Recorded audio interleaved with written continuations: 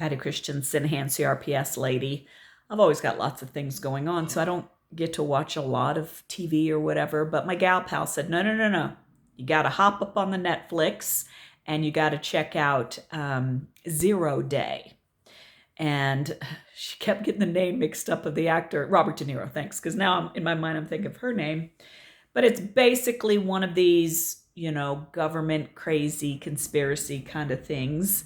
And I may say some stuff in here. So if you haven't seen it yet, and you want to go see it first.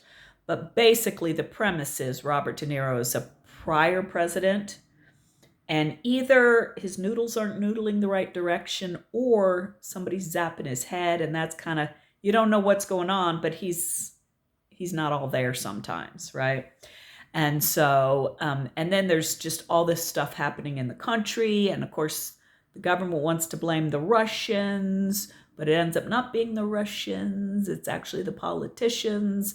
Sounds a little too much like reality to me, right? A little too much like reality, but whatever. So, and what was interesting, it's a 6-part show, right? So, so you could kind of binge watch it in 2 days if you wanted or whatever, but it was a 6-part show. But what I didn't like is half of it is in the first 5.5 episodes. And then that last half episode, because I'm sitting there going, we haven't gotten to the bottom of anything. We're still throwing in side storylines. And then I realized there's only half a show left to try to clean all this up. So they failed miserably, because you walk away from it not knowing, because somebody messed up somewhere. Maybe they ran out of money.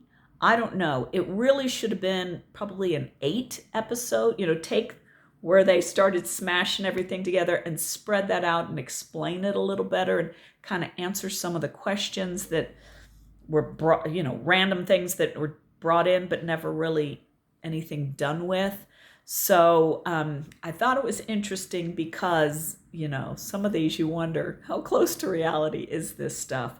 But I still kind of, I wouldn't watch it again because it was too frustrating to have all the action in the last half of the last episode. Had way too many things unanswered or left hanging. So anyway, that's what I thought of that show.